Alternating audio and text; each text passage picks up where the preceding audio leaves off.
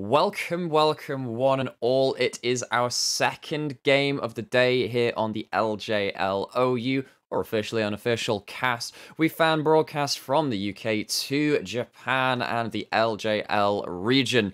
We just saw DFM take down V3, but they are going to be reprising that appearance onto the Rift right now against Rascal Jester, a team which had a rough 2020. Their spring looked so full of hope. They were mad scientists picking up picks that no one else would, playing things like Varus before it even came into meta, and started being trendsetters here. Summer was not the same story. They had a lot of issues with visas, particularly because of the global situation, and they fell apart, falling to an unfortunate finish in that summer split, which didn't net them a playoffs berth. They are coming in now with a revamped roster, giving space to a lot of new debutants to the LJL, coming out of Scouting Grounds, which Mass1 so helpfully covered for us over the off-season. So I guess my first question is, coming up against DFM, who have one of their own debutants, but of a slightly higher caliber, most would say, Lexi, Rascal Jester, this is a trial by fire. This is getting thrown into the wolf camp as a tiny little lamb and said, hey, if you can sink and swim here, you'll go far, kid. And we're going to find out, are they going to go far, kid? Kintadu, I'm really hopeful for. We saw great things from them in the Scouting Grounds. My concern is, all right, you played Scouting Grounds, you did well, you got picked up. Good job, kid, good job. Now play against the MVP, the most well-known top laner in Japan, one of the personalities of the Japanese league scene, and small name, you might know him as Shrimp, Ebby, maybe? Not a big deal, nah. No big deal, says Mass1. You heard it here first. Who cares? Ebby's just some other top laner. Some dude. So, Initialize, coming over to you. We just saw DFM come to a win against V3. It was pretty hard fought in some areas, but they ended up kind of problem solving their way through some difficult to navigate team fights. So I guess going to go up against Rascal Jester, DFM, what are you looking to build upon from that first game? And what do you think that Rascal Jester, on the flip side of that, can maybe take advantage of with this team? So I quite like what DFM drafted in the last game. It was relatively simple to execute, with the exception perhaps of the Gnar, which requires a little bit more finesse in timing and whether you're split pushing where the Mega Gnar is. But generally speaking, it was group up around objectives and find your team fight, which makes a lot of sense when you're trying to integrate a new player, when you aren't running with a kind of shot calling playmaker support like Gang. You are bringing in effectively an ex-pro, but a coach in Kazu. So I think more on the same lines of the kind of draft is good. But perhaps a little bit more vision control around what the enemy jungler is doing, because Ebby spent most of that last game having to hug his tower or run away from 3 to 4 man ganks pretty much 4 or 5 times within the first 12 minutes or so. So a little bit more precognition's the wrong word, but a little bit more awareness of what the enemy team is setting up to do. So Ebby might not have to be stuck under tower trying to outplay dives when he can be forewarned and forearmed. Little history lesson, or those who watched back in Season 4, this is the kind of playstyle which Samsung White, the world champions of that season, really pioneered within Professional League of Legends. If you just ward out a bit of the map, you can actually use, by process elimination, a lot of things to tell what's going to happen in the next couple of minutes. Are they psychic? No, they're just that damn good. So what you're saying, Sam, is a bit more control, a bit more information flow. Hopefully that will lead these players to have a bit more of a platform to show their laning and fighting prowess that we did see them bring to bear against V3. So I guess, Lexi, going back to these kind of players, I mean, we talked about that trial by fire, and of course, Milan on the side of Crest Gaming out didn't do so well, even against some of the other teams in the LJL. But Rascal, in terms of the players that they're bringing in, is there any kind of picks or any kind of strategies? What's this team identity scream to you? Are there any picks in particular you think they might pick up in this draft? Well, I think that's actually a great point, which we covered over on our podcast. My concern for this Rascal Jester's lineup is actually, I don't really know where they want to go. They've got this bot lane, which is purely Korean, so I'm expecting maybe a standard LCK bot lane, but then I'm expecting random stuff from the mid lane, because we're seeing the recap is coming back to the mid lane after he had retired at the beginning of 2020. I'm actually really not hugely sure. I'm expecting control, just like both of you have already identified from DFM, but honestly, Rascal Jester are kind of an unknown commodity coming in. Unknown commodity, but unknown no longer. It's time for us to head into that draft phase. It is a blast from the past. These games did happen beforehand, but we are bringing them to you in English right now. So without any further ado, gentlemen, take it away. Thank you so much, Nightmare. But that does leave me and Maswam with the business of casting this game. DFM currently up 1-0 after their first game, and they'll be facing off against Rascal Jesters here. DFM will reprise their side, their turn on the rift, but this time on the blue side with Ebby, Steel, Arya, Utapon, and Kazu still being their active roster. And Kantanu, Hachimacha, Recap, Asol. I remember that one. And Secret. I remember that. It's a little bit different. I know. We'll get there. And of course, a few bans out straight away by DFM. It's Galio and Aphelios off the table here. Don't want to give up that Galio at all. Don't want to put Arya on it, frankly, or have Kazu on it. And instead, Rascal Jester will ban off the Thresh away from Kazu, which was kind of his favored champion. Of course, feels like it's a lot of support's favored champions. And the Akali as well. Ebby plays it, sure, and he's pretty good at it, but the one man on DFM, everyone's aware plays Akali, is Arya. He's done silly things on that champion. Just take it off the table. I was almost expecting maybe a Silas ban to come out at the last one, just be like, no, Arya, please don't do things like that to me. Apparently not. We're going to be seeing DFM first pick. There's a lot of big picks that can still be coming out. The Lily is still around. Nidalee. We could be seeing Talia. And last jungler that was on the tip of my tongue. There you go. Absolutely. It's another one of those great AP threats that farms well and synergizes so well with in-lane CC. If you can keep someone in place, the seismic shove is dumb. Rascal Jesters are thinking of locking in the Zoe. It means it's away from Arya. It means Recap has a pretty strong mage in the current meta. And, this is a guy who's coming back in having retired. And he's coming back in against the best in-lane mid laner in the LJL, Arya. This is a tough ask for a rookie in Kinatu. Yes, you came out as the LJL Scouting Grounds champion. You're part of the team that won, sure. Yes, Recap, bit of a veteran. But it is a massive ask to come in your first game of the LJL in 2021 and then try and take on Ebby and Arya in lane. I wonder whether Zoe is a good start. It gives a strong lane. But DFM immediately lock in the Renekton. So Talia Renekton is the combo on the top side, which is pretty terrifying. Arya hovering a few of his own famous champions and will instead lock in the Twisted Fate.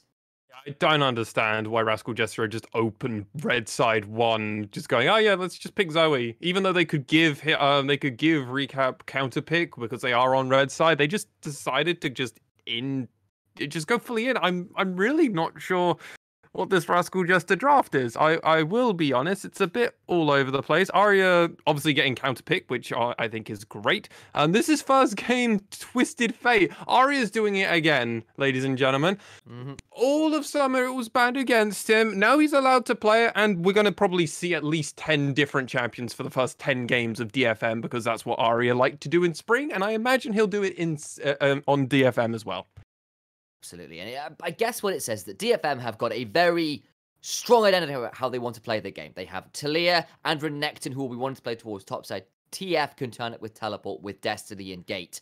That is a very strong identity. Jesters, it's a little bit more generic, right? You've got Kai'Sa, Zoe, not bad engaged. Olaf runs in, Kai'Sa can follow up, Zoe's good poke. But it's not exactly a strong identity as yet. They've still got 2 picks to round it out, of course. But we'll have to see how it plays out. DFM ban away the Gragas, and interestingly, they ban away Zac, which I'm assuming is away from Hachimacha special, exactly. And of course, production calling out while it's Arya's first time picking the TF competitively. He had it banned against him 50% of the games of summer. So, people were aware this guy was playing it. He's obviously been terrifying people in scrims with it. So it's the first time he gets to pull it out on stage. We'll see how it goes. The Jesters go towards the Aatrox, which is a relatively common pick, let's be real, in that top side right now. It's another relatively generic pick, and we're waiting on what looks like a support last pick. DFM now looking to pick up their bot lane. They're hovering the Jhin. Utapon's shown some fantastic things on that. See whether that's what they decide to lock in. It's certainly a relatively high priority AD carry at the moment. Yeah, they have a lot of options in which they could go for this support. They can go for this Alistair. I'd almost prefer to see a set, personally. I think it Sure. would just add a little bit more engage and it would help a bit more with just that front line. But let's be real, Alistair is relatively similar. And actually, Alistair is probably better in some scenarios in a blind pick if the side of Rascal Jesters wanted to go for something a bit more engagey, like a Leona. Leona has been the only reason Leona isn't just blind picked all the time is because of Alistair at the moment. So okay, makes sense. Seraphine's getting hovered. I hope it doesn't get locked in. She's gonna die like every single time. All Yeah, right. there's a Leona. Okay. Rascal Jesters have decided they don't want an encore. They do not want more, and the Jay-Z puns will wait again until Seraphine actually gets picked. But that does mean it's a very hard engaged bot lane. You go in with Kai'Sa, you go in with Leona, Olaf and Zoe turn up, and you kind of potentially leave Aatrox a little bit to his own devices, what I'm reading from the Jesters comp. In some ways makes sense considering DFM are playing topside. Maybe you just play to the other side of the map and hope Kinatu can play weak side okay. Yeah, the problem for this Aatrox and Kanatu, specifically in this matchup, is the reason you want to play Aatrox is when your opponents are playing a heavy melee team or at least close range team. That's not what DFM have drafted. So this Aatrox is going to be in a spot where they're like, oh yeah, let's push in, and then Kanatu is just going to be kind of nullified just due to draft difference already. You might be kind of awkward here. As opposed to DFM, they've got a lot of point-and-click stun abilities. If Steel can land the knockback, that's almost going to be a kill every single time onto Kanatu or onto Recap. It's going to be a lot harder, but obviously with the Zoe jumping to and from, can be killed. And also yellow card from Twisted Fate can stop a Zoe from jumping backwards if you time it right, if I'm remembering everything. I'm sure if I'm wrong about that quick fact, that production will quickly... Production and your play-by-play caster will tell you Zoe always goes back. But what I will say stunned, is, right? Yeah, she'll go back and she'll just be stunned. So it's one of those things where, like, if Zoe comes far forward, it's like, well, thank you for entering my auto attack range. Welcome to being slapped in the face by a gold card. Yeah, exactly. You're not untargetable, as production puts it. It's the reason people like Leona have often been picked into Zoe, or currently things like Maokai as well, because the moment Zoe goes forward, you press W and you just follow Zoe back where she came from, and she feels very sad about life. I mean, as a Leona main myself, I'm just so used to always just going, she's stunned. I don't know where I was at the beginning of this fight. I just got onto her. I got onto the Zoe. I did my job. Where's my team? Brain dead Leona mains. What can I say? All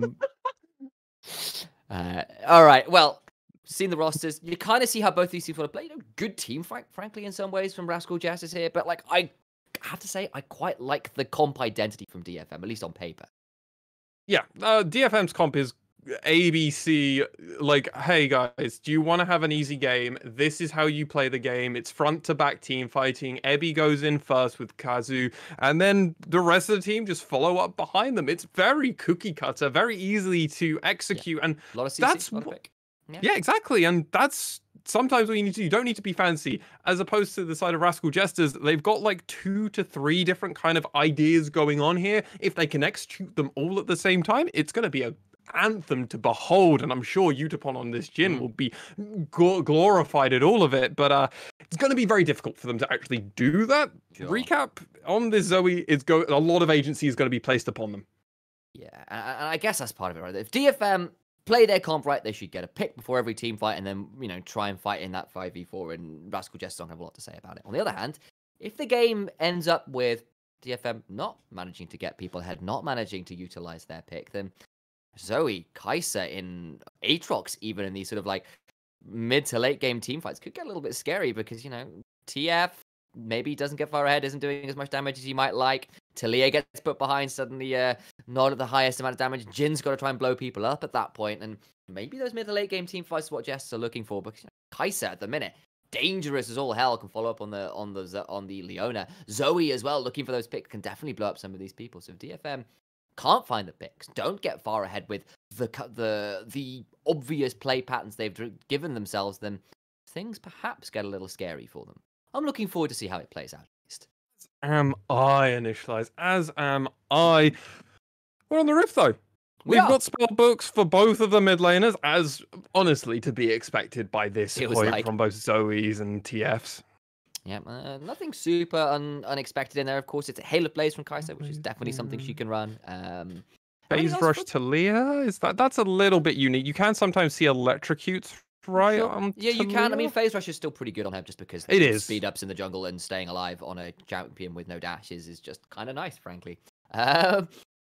So, yep, they will do. So, obviously, phase rush is that option there. Both junglers starting the bot side of the map. Looks like Hatchamecha got his leashless, which meant that Sol and Secret, this Korean import bot lane, veterans both, will get to lane first, will get the shove in first. And I'm curious, I am actually quite excited to see what this bot lane from Rascal Jester can do. They've got a lot to prove, but these guys have at points in the past been kind of diamonds in the rough on their teams. The AI bot is very heavily favored in favor of DFM. I use favor a lot there, but the point comes across. But yeah, crazy these are picks which are just doing very well across the world right now, apparently. Yeah, and also part of how AI bot, Blitzcrank bot works, from my understanding, is it also kind of works with the estimated win rate of these champions. Oh, Secret. That's a few tower shots you didn't want to take. It was a great backstep from Kazu to drag him a little bit deeper. What initially looked like a good idea from Rascal Jester turned into a really bad one very quickly. That's 2 tower shots that the Leona took at level 2. Not what you want to steal. As Steel, rather, comes into the mid lane. Arya flashing forwards, forces the flash out of recap. And he's going to have to back away very swiftly there. I love the idea that Arya's just like, I'm just going to blow his flash so he has a fake flash, because that's how the flashes work in this matchup. He couldn't pick it up originally because it was level 2. I think Arya was hoping the flash would tie him up before he could pick it up. Instead, Hatchamecha's turned up in mid lane to try and punish Arya's now flashless TF. He does at least have the cleanse, so the sleepy bubble won't necessarily work. He's going to try and step his way out. The bubble land, throws the gold card, but I think he might be all right here, actually. He does take a lot of damage, but he's walking. And first blood comes the way of Zoe, and Arya gets a little greedy with his summoners. Just a tiny bit, right? Like, that was very greedy, hanging around for a lot longer. He did pop his potion ASAP into that fight, so it was okay there, but that was a uncharacteristic mistake from Arya. All right, what do you know? Renekton Talia turning up for a top lane dive. DFM have done this for many, many years. Hatchamecha, though, has roamed up, and that counter gank effectively in mid lane from Hatchamecha was very smart. Kazu going in bot, though, means that Secret gets rooted in place, takes a lot of damage. The damage already coming through the Ignite down as well, and I think this might be a 2v2 kill. It's Alistar that picks one up, but Kai'Sa picks up the return, and that is scary news. But now Sol, low on mana, is going to try and get his way out, gets rooted in place, and Utopon's going to continue chasing, trying to get as much damage down as he can with those bouncing grenades. It's a 1-for-1 trade. Looks like Sol will be forced under tower, but he's the one who gets the kill, where it's Alistar on the other side who gets the kill for DFM. So far, so good, Rascal Jester. Not flawless, not perfect by any stretch of the imagination, but advantages are in their favor. Secret's roaming up. He's gone respawn and come straight towards the top. They knew what DFM were planning to do. Kinatu lands those umbral chains, and now Steel needs to get out, is using that passive to surf his way along those walls, because of course you can rock surf, and we'll get out, will DFM, but nice roam from Secret to dissuade the dive in topside and kind of counter what DFM's very obvious playbook is. You know, it's very strong, don't get me wrong, but everyone knows where that Talia is going. Yeah, everybody knows it's the combo wombo nation in the top lane, but hey, if Secret is having to spend time here, he's going to be further away from getting 6, and that's why you actually want to play Leona. Once you have 6 as Leona, you can start roaming, you can start really helping out the rest of your team. But until that point, you can actually fall very far behind in the experience game, and if DFM get an advantage there, they're going to absolutely crane it into the biggest one they can. Guess where Steel is again. They had enough of it in the last game. They're going to return the favor here. Kinatu gets sliced and culled right there, but he's going to be all right. Steel possibly resetting, but they're going to come around, and Kinatu backing away is potentially quite wisely as Steel stepping forward, looking to force Kinatu as far back as possible, delay that recall for as long as he can. And that gives Ebby more of an advantage here. Headbutt away from Kazu against Secret.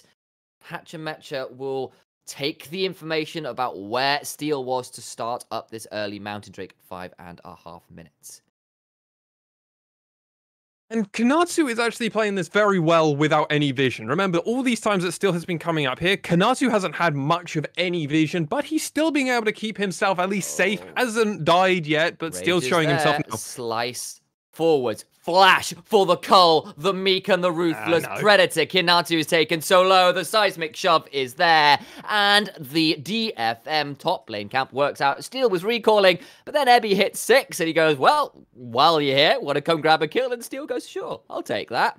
And the camp works out thus far, thus well. It's about a 400 gold lead to DFM, but it's 2-2, and honestly, Rascal Jesters playing a lot better than perhaps we had expected of them in this early game. Oh, hugely. They're going to DFM. They aren't winning the gold advantage or anything. They got first blood onto Arya, which only happens 6% of the time that Arya plays a game of League of Legends in professional play. Man doesn't give first blood over. Man doesn't die very often. So understanding that they're able to get that kill, they're pushing the advantage. They might be losing the CS, but hey, they're still winning in our hearts at the moment. So let's see how this Rascal Jester team can keep going. Everyone's kind of reset. We've hit a bit of a relaxing state initialize. And so far, I'm at least impressed with the performance out of Rascal Jester in this early game. Absolutely. And, you know, Kinatu done all right in the top lane. He has now died, but we saw at least some heads-up play backing away from the tower both times. Just didn't work out, unfortunately, for him. Absolutely. Also, like that really smart second gank, or first gank rather, from Hatchemecha to punish the flashless TF straight after Steel leaves was so well done by the Jesters. You know, credit as well to Hatchemecha, who is known for his good early game pathing, as he goes in for a bit of a trade onto Kinatu, but doesn't get that much done there. No, Kinatu knows they can play a little bit up at the moment because Ebby won't have his ultimate for a bit longer, whereas Kinatu actually does. So probably in a 1v1 now, Kinatu actually is slightly favored. However, Renekton ultimate is coming. That Dominus is coming back up, and that advantage will quickly be dissuaded, especially as he does have Executioner, which is going to prevent, I believe, 60% of the healing, or is it 70? Massive right now. It's a lot right now. I'm going to have to take a bit of a thought about that later. As Sol burns the killer instinct, looking to get onto Utapon, but they can't quite get close enough. The trample is there. Lots of damage back, and now the curtains are called. Here comes Twisted Fate, the star of the show. Wish it was that flipping Tango skin, and Ebby is here as well, and I don't think Secret wants to tango with the crocodile. Ebby stands to tank the tower. He probably falls, but you'll take a 2-for-1 trade.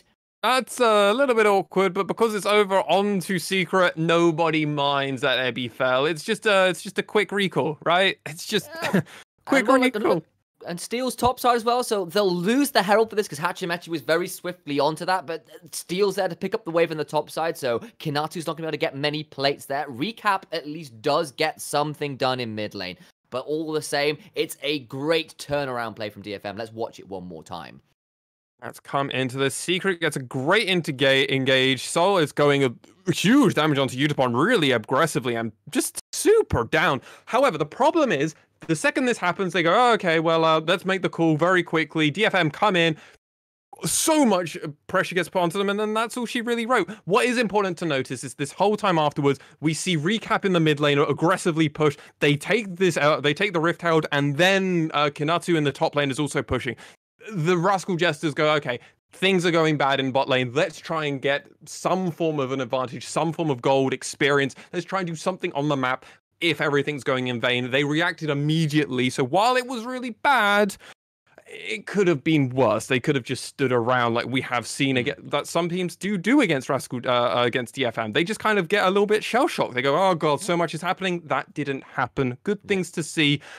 I've been corrected about the Grievous runes. It's 40% when it's just standard. When the item's fully complete, it's 60%. So I'm not crazy. I did hear the right things. It's just always just wants the upgraders in, right? And got to give credit here to Recap as well, who is up in gold versus Arya. Yes, Arya has left lane a few times. That's great news. Yes, it's a kill over, but it's still about 1,000 gold, and that is massive credit to a guy who was retired not so long ago. Problem is that Kinatu has been put in the dirt by about 1,500 gold, and that's a lot of pressure that DFM have put that way. Steel will get this Scuttle Crab, and Secret trading over the wall there is fine. Had a blast go into his name, so it was most likely fine. But Gold lead, about 1,000 for DFM as we've crested the 10-minute mark, and they're feeling pretty happy as Steel is here with a Weaver's Wall. Might look to block off Hatchemecha, who's looking for a counter gang. There's the wall. They know they're there. The Deadly Flourish lands, but Secret is desperately low. Hatchemecha now has to burn the Ragnarok, trying to get the turnaround. Utapon has to flash away, can't keep going. Killer Instinct in from Sol is looking for more. Utapon is still alive. Steel gets Secret. He's a Secret no more. Double kill for the Talia, and now Recap's looking for the kill! Boom goes the dynamite, and that paddle star hits like a supernova. Recap is now getting caught out a little bit by the gold car, has to flash away, looking to get as much movement speed from the Spell Thieves as possible. It'll be a 2-for-1 trade, I believe, for DFM, but well done by Recap to get Utapon, who was set in the curtain call. And it turns out that Recap had backstage access. He really did. These two top laners, though, are still going at it. No, they're gonna just wet noodle fight. Okay, that's good. That's good. They are Recap coming in. Huge. Ooh, that's a good stun. And Arya now in a spot of bother has got Ghost, gets the gold card, but he's got to try and run away, flashing as well. Recap looking for more, has got himself a stopwatch, but Recap times it perfectly, and suddenly 3-0 and 0. And Arya, massive pickup for DFM, is losing mid lane to the returning veteran. I never expected this in my wildest dreams, but I'm also seeing Arya playing champions that isn't what he's famous for. These are two more new champions we've seen out of him, and sometimes that can happen. He loves the engaged support. He loves to get into the face. Secret now does have 6, and I need to praise Recap. While he ran over Vision, the side of DFM didn't respect him. Kazu could be in a spot of bother here, still a little way away from having his ult up, but did have flash and got to taxi his way out to that minion. But what this means with Arya not on the map is that Rascal Jester with Chunk onto the support as well can move straight over to the second dragon and pick up an Infernal Drake for themselves. We'll go back to this replay because this was a good start for DFM, right? This was brilliant. Support level difference, meaning that Secret for this whole fight doesn't have 6, which is a huge difference. Leona with 6 just allows them to win this fight. Without it, it means they can't. Really good redemption coming in from the Zoe here. But now we get to see the fact Secret goes in really deep, tries to get a root onto Utapon, wasn't able to land it. 1, 2, 3. However, Recap walked through Vision. He's gone through Vision here. Utapon, if they had identified that, he wouldn't have had to die here. He walked right by Vision. A little bit uncharacteristic. Utapon taken very low, will survive. The Killer Instinct means that Sol gets one back. And now Hatchemecha is here as well. Kazu has got his ultimate burning, but I don't think he has that much time. Ragnarok is there, and it's a shutdown onto the cow. Well played by the Jester in the bot lane, and they continue to make good proactive plays. Hatchemecha is just everywhere to try and form any form of advantage over onto the side of Rascal Jesters. In that previous team fight that we actually just recapped. Oh, what?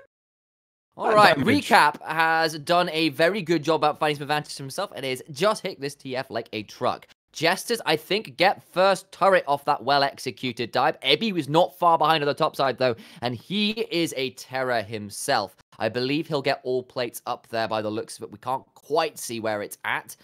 Keep your eyes on that turret counter as it goes down, and I don't know whether that, I think that would have been just after the plates fell, so it'll be 4 plates on the top side for Ebby, 5 in the bots for the Jesters. But that means the gold is pretty much dead even. You can see where the strengths are. This Talia, monstrously strong. On the other side, though, Zoe, Kai'Sa, looking pretty damn good in this game. Yeah, they're looking great in this game so far. Sol is going to do so much for this team moving throughout the mid-game. Kai'Sa's actually going to start coming into it. Gale Force has just been completed by them. Jin on the other side, Gale Force as well. So Utapon is going to try and do his best thing. This is a champion he beats the LJL LPL All-Stars with Jin. So this is a champion that we knew Utapon can do a lot about, but it looks like these two teams want to fight again. Engaged on, and this time he at least has 7, but he has to flash away. The Deadly Flourish misses, and Secret gets something back with a little bit of help of Sol. Bubble misses this time. Utapon in mid lane hanging around, but DFM with the chunk onto Secret feel like it's okay to start up this second Herald. At least I believe it's second Herald. I'm not sure whether this might actually be first. I forget. It's second because Hatchemecha got the first one when they did that bot lane. Of course, stuff. they did indeed. Thank you very much for the reminder. I thought I wasn't mad, but Rascal Jesters forced their way into the river. There's a Gale Force on Recap because, of course, there is. Ebby hits the eye. Kinatu looking for something, but the Weaver's Wall now coming out, blocking off a lot of the team. That's a Ragnarok from Hachimetri, gets a lot of damage onto Kazu, but now he's very low. The Solar Flare in return means Ebby's in trouble. He goes down, Arya is here, and I don't know who on earth picked up that Herald, but I believe by the looks of it, it's Hachimetri and DFM overstep around Herald. Really uncharacteristic mistake. The part of the problem there was Utapon and Arya were just kind of zoned out of a lot of it. Rascal Jester, in credit to them, had kept a lot of the damage from Detonation FocusMe from actually entering into that small crevice. They couldn't go in alone, though, because all their other tanks and all their other damage was actually on the other side of the wall, meaning that they just had to go around it. Rascal Jesters, though, found the advantage, got the Rift Herald, and got a kill for their time there. Credit where credit's due, these Rascal Jester players are looking rather fire today. Yeah, there's definitely a fair amount of coordination here, and a lot more fire in the tank than we were necessarily expecting, and Sol goes in for the solo kill! Gets Gale Force, hits that Void Seeker, presses R, and goodbye Utapon. Good lord, Sol! That's a way to make an entrance to the LJL. Yeah, kill the #1 AD carry really from the spring and summer split outside of maybe Archer, who would contest that, and Honey if it was only looking at CS per minute. 10k damage. We're only 50 minutes into this game. Nice. You can do All that. right, Sol. All right, so when I mentioned this guy was a diamond in the rough over in the LCK, this guy has been playing since 2015, and he just had, you know, for all that he was in lower tier teams, people didn't stop picking him up because he was doing so much. Look at that. Oh, you just it's perfectly orchestrated. I think Jin would be happy to die in that way. It was perfectly done. When it rains in Acacia, it pours, and Usupon has certainly found himself in a thunderstorm there. Sol picks up a beautiful kill, and the Jesters taking it to DFM. But the game still very even, and DFM aren't without their own tools either. Jesters looking to group up in mid, but DFM off on the river, looking to get their first Drake of the game. It is a Cloud Rift again. Big Paddle Star hits for half of Ebby's HP bar. That's what you get for being so fed on the Zoe. And DFM now caught a little bit split as Ebby has to retreat and look for the teleport back in. So that Rift Herald does get that turret in the mid lane, opens up the rift for the side of Rascal Jesters, and they're really pushing this dragon. Detonation FocusMe a split, and it's going to be a lot harder for them to figure this one out. Ebby's really far away from them. He's going to try and figure something out in the background, but Ebby, you're not as tanky as you think you are on your own vision. You are, and all the while, Rascal Jester's Herald takes the mid lane tier 1. DFM do not want to give this up. They want the fight. TF pops Destiny. They know where everybody is. Looking for the gold cob. Good backstep from Arya to avoid the Zenith play. Dragon down to just over 1,000 HP. Who will get the smite is Olaf.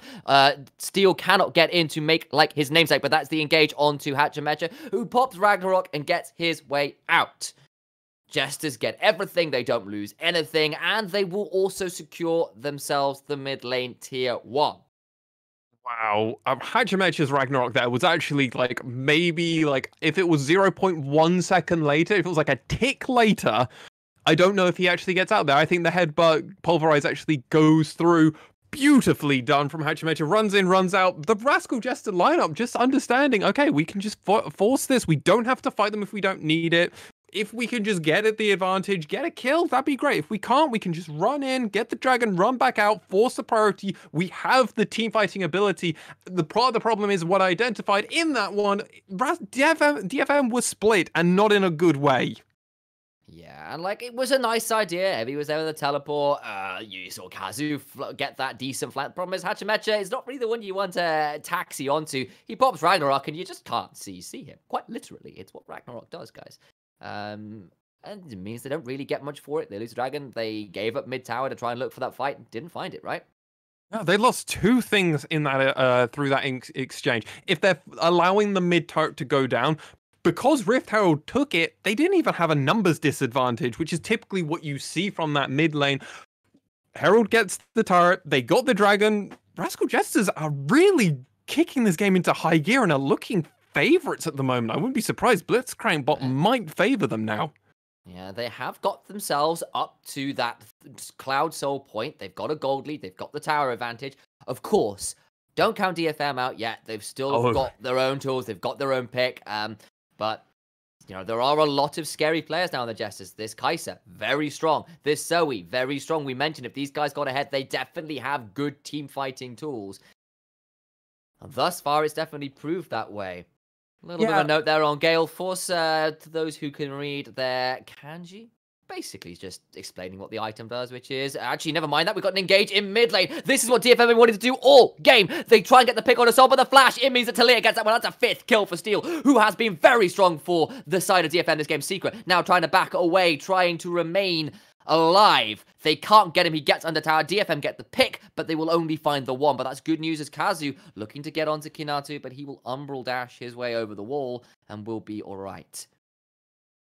So, nice pick onto the AD carry who had shutdown gold. Really strong. The problem is where the kill went. It went onto the Celia, it went onto Steel. Steel has already funneled so much gold onto himself, partly through getting so many kills. Recap tried to protect the turret there. But now that Steel has 5 kills, that's a lot of shutdown gold. If one member of Rascal Jester gets it, ideally Soul, but I think Hachimecha, who is farther behind in the gold table, especially when you compare them to Steel, would be more than happy with it. Kinatu rather, my apologies to him, would probably love that gold, really pull him back into this game. And Recap wouldn't turn it down, but again, he's in that similar spot to Steel, doesn't probably need more gold funneled onto him. Probably wants to share the wealth, and Recap's going to have to worry because he's got 600 shutdown gold as well. Absolutely, and this is the point where you hit this mid-game point, and Rascal Jester have played a competitive early game. They are neck and neck with DFM, and there's been some good plays from DFM, you know, teleporting down bot and all the rest of it. On the other side, Jesters in mid lane, for example, finding that fabulous kill onto Arya early on. Sol with the solo kill onto Utapon. They have made some great plays in return. But now we hit the mid-game where decisions and macro damned if you do, damned if you don't moments can really punish newer, younger teams. Kazu, now trying to get onto Sol, has popped Shirelia's, will not get close enough. And it's now going to be the dance. DFM are going to kind of play around the Baron, whereas Rascal Jesters are going to play around the Dragon. Wow, it's 50-50, though it was hugely favored, almost 80% Both sides, wise. We had massive favor for DFM, the massive favor for Jester. We're back to dead even. Blitzcrank enjoys his roller coaster. I feel like I've seen a fair amount of this over the first week of the LJL, but we are literally neck and neck in gold. It is 39.5 to 39.6. That is probably less than 100 gold apart, actually. As you can see, it actually ticks up to even on the scoreboard now.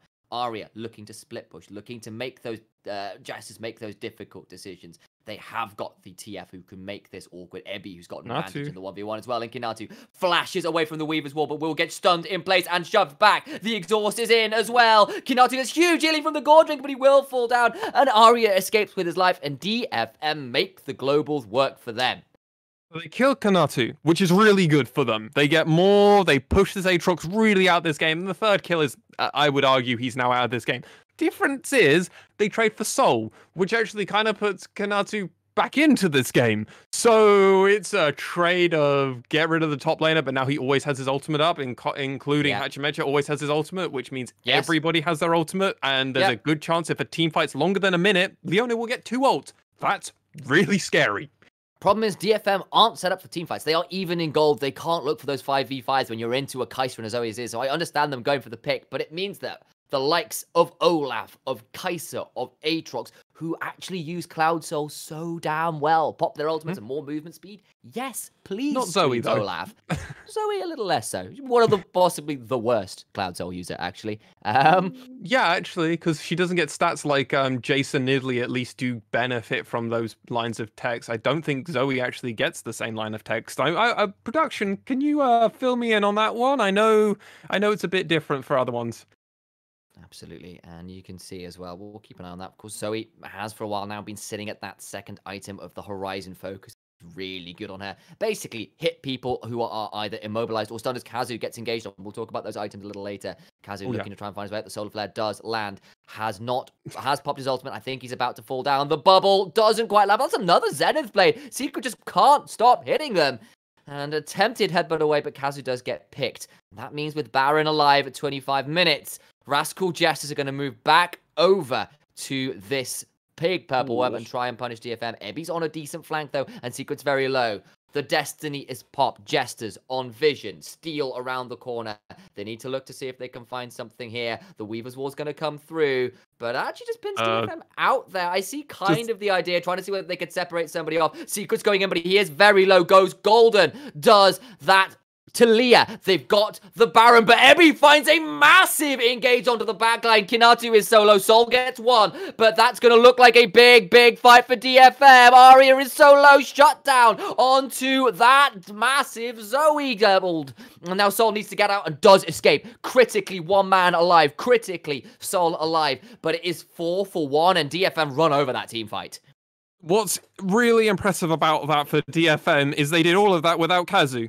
That's the phenomenal thing. They did that with 4 members. Kazu had already perished earlier before coming into that. He was running up from the base the whole time that was happening. Really impressively played by DFM. They had disadvantage in their positioning. They weren't available in a lot of spots. However, it didn't matter. They were able to come in with this. Look at where they are on this map. 15 seconds on this Alistair, so that's why Rascal Jester feels so comfortable with it. Weird lockup, obviously, as you identified. They were hopeful that they might be able to catch somebody out. They weren't, so this Baron goes down really quickly. The problem is Secret goes right into the middle of the whole team and then just eats it. Ebby comes in and watch this. Huge shields coming out. Everything gets popped. Dominus as well. And yes, he does fall, but the amount of damage that he soaked there is just upwards of like 3k damage there, which is the difference between 1 and 2 champions all the time. Sadly, Hatchamecha had a fight or flight kind of mentality there. Decided to fly. Big other thing is Recap did fall in that fight. 600 damage over to him. 3k damage coming out of Soul there. 3k damage coming out of Steel. Steel hasn't died yet, so that shutdown gold is still available. Yep. Who needs to be an AD carry when you can just throw rocks really fast? Steel is having a killer game here on the Talia. Ebby as well, fantastic team fight, getting that massive 3-man Cull the Meek with all the rest of it. Here comes the Weaver's Wall, though. They've caught Recap off at the back end of this. He might have to try and find his way out. He's going to continue staying alive, though. DFM don't want to step forwards. With this 1 Baron buff, Rascal Jess is continuing to try and teach, but all the time, Arya's up in the top lane. He's got Lich Bait. He's going to try and split push his way to a victory, and he's going to take towers pretty damn fast. At least Olaf in this mid lane can also try and trade out and try and break into the base by himself, but DFM, I think, quite wisely looking to find as much back as they can. Yeah, the problem is they weren't expecting Hatchamecha to play so aggressively and actually push as well. Try and get that mid turret and then push through. Arya is still staying in this top lane. They're dating Inhibitor, maybe for Inhibitor, but I don't think Arya's going to be able to get it in time. They have got teleport still on Kanatu and Recap, so I doubt he's going to be able to do this. Let's see what happens. They've stopped the recalls, and Arya's free to keep shoving. No one has managed to recall. Remember, Sol's the only one with the empowered recall, so DFM just have to continue to be as annoying as possible, and I think DFM will get to trade Inhibitors. Yeah, it's Inhibitor for Inhibitor trade. Ebby, though, might be getting caught out. Does get Dominus. Does at least get a heal. But he's going to get the shield. He's got Gore Drinker. Can't use it. Ebby goes down. Kazu goes in, but now he is also low. It's a 1 pick for Rascal Jess, who do get their hands on the crocodile. Wait, Arya's going back! He's looking to be as much of a dick as possible. He's going to try and take as much damage down on these towers. Can't quite do it, and will force the teleport out of Kanatu in response. Now Arya, Kanatu's going to follow. Find his way. Yeah, he's going to keep chasing back, and Jesters don't have a minion way to keep trading onto this tower, and will have to back away, unfortunately. And Arya forces some difficult decisions, and that's what this DFM comp can do with some of the globals they have. But Jesters are still trying to get the most out of it they can. It's an Inhibitor for Inhibitor trade. We've got 20 seconds until this Elder Drake spawns. Ebby will be alive, but he might take a moment to get in place. So this is an opportunity for Jesters, but with the recalls they've come in, they feel they need to clear up the wave, and probably rightly so in that top lane. And that leaves us with probably the next big fight being around this Elder Drake. It's going to be around Elder Drake. Both these teams aren't quite prepared to do it immediately upon it being spawned, which is why Rascal Jesters decided, especially if you watch Hatchamecha just before he recalled, he was clearing out vision. There was no agency. And part of the reason for that agency is because they're not going to be able to get to the Drake in time, but they also know they've pushed DFM into their base. They've lost members, so they're going to have to wait for it. Though it looks like Hatchamecha just sweeping around, making sure it's clear, and he wants to start it up. They are going to start it up, but DFM are very quick to come back. They've got Shurelias, and there's all this Cloud Rift as well, offering the speed buff. Recap's still in Rascal top Jester's pulled side. off. Recap is in top side. He has got teleport though, and there are wards around for which he could come into this fight. He's recalling now, looking to find an item. I don't know if he's close to death cap or something of the like. We'll keep an eye on the items when they next turn up. But Hechamecha kind of gets poked out trying to clear that wall. But again, he's pretty tanky this late into the game. Olaf just doesn't fall off the way he used to. Drake started up one more time. Jester here. Recap. About that tier 2, there goes the Weaver's Wall. Separates Sol out from the rest of the squad.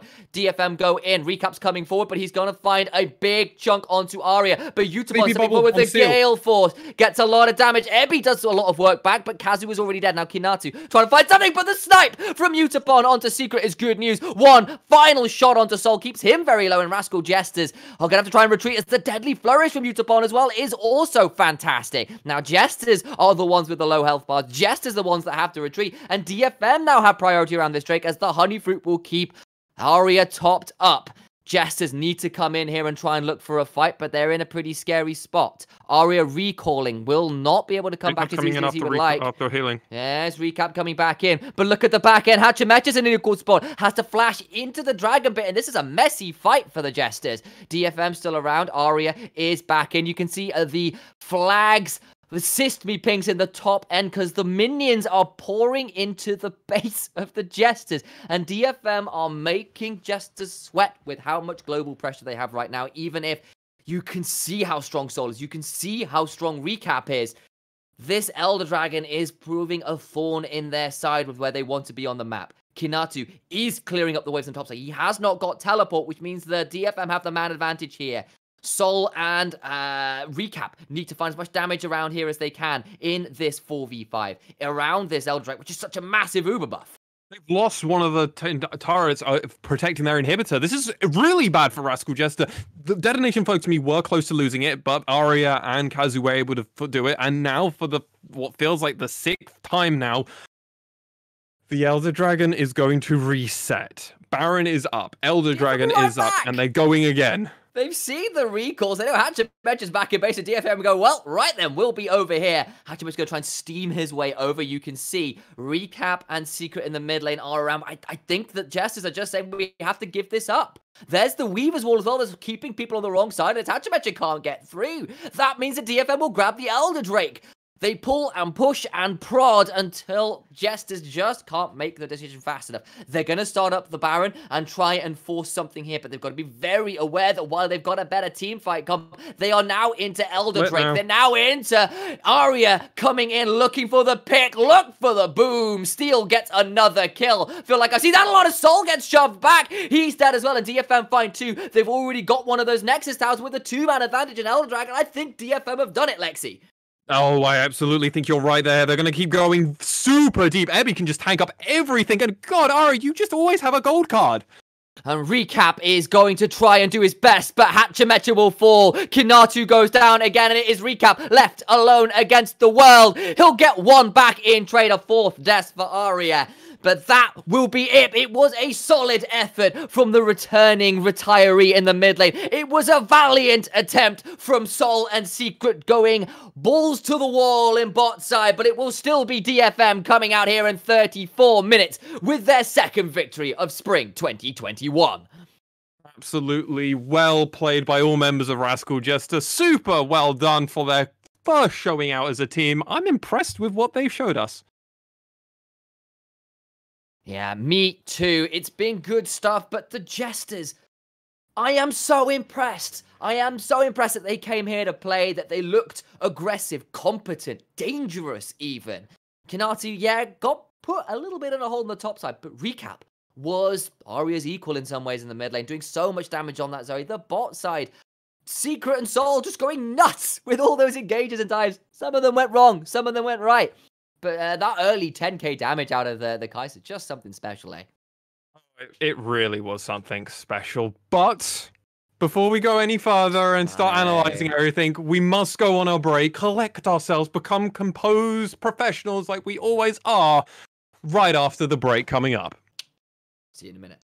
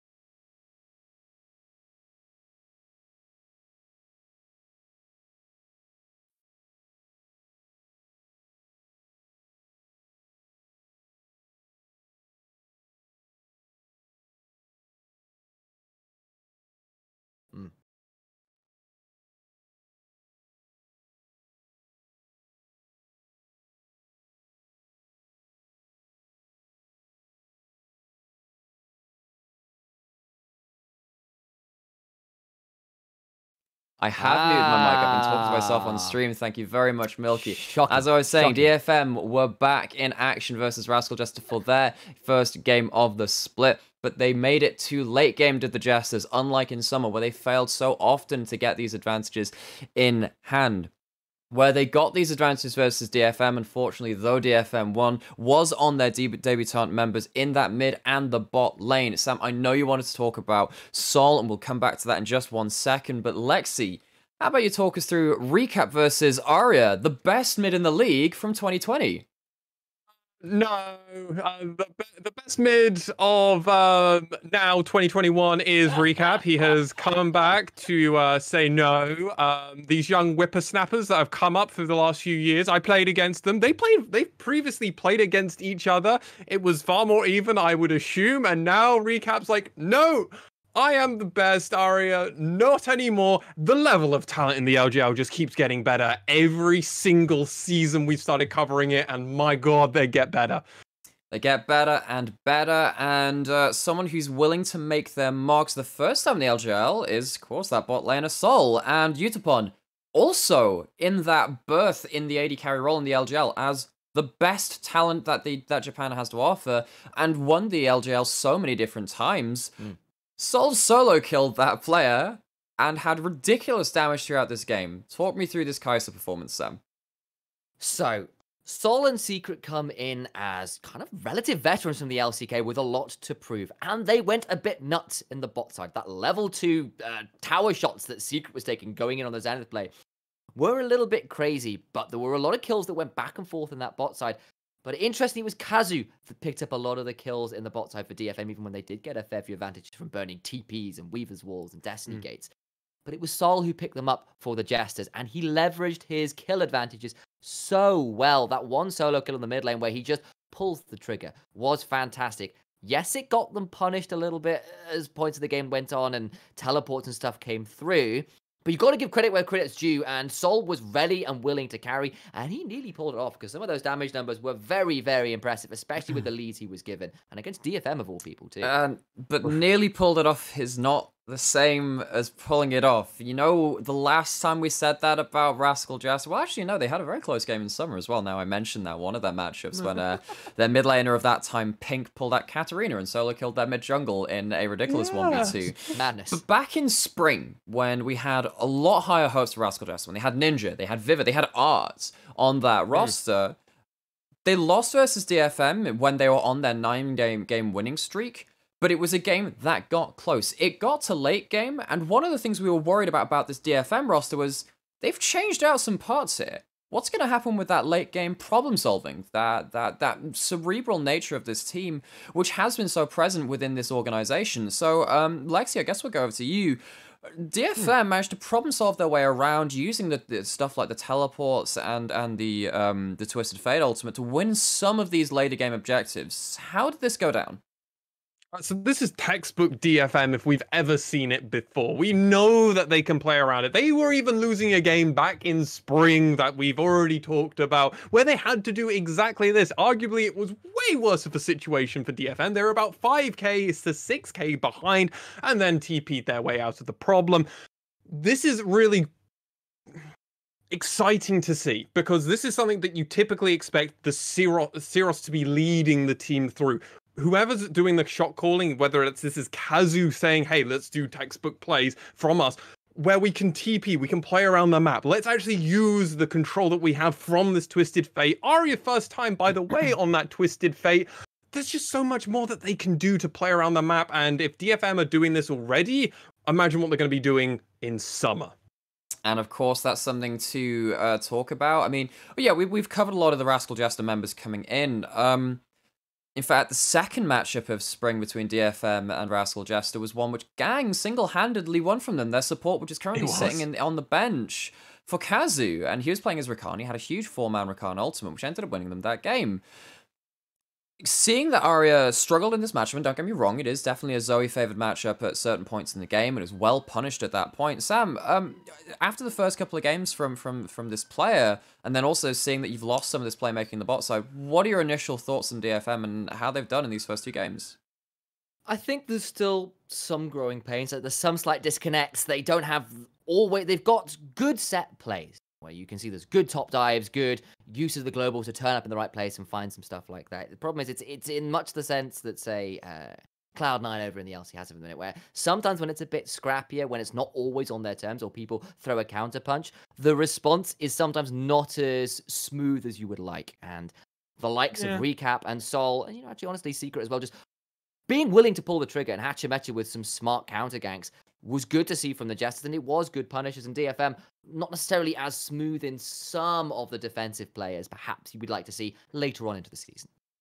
So some things to change, some things to review, and of course that is how the early splits often go for these teams. We have one team yet to play in this first week of the LJL Spring 2021, and that will be Sengoku Gaming. We will be seeing them next, taking on the Rascal Jesters, who did just fall to DFM. However, that's not the only surprise we've got in store for you. We're going to have someone debuting on the caster desk too. Milky Cereal will be joining us after this break, which we're cutting to right now.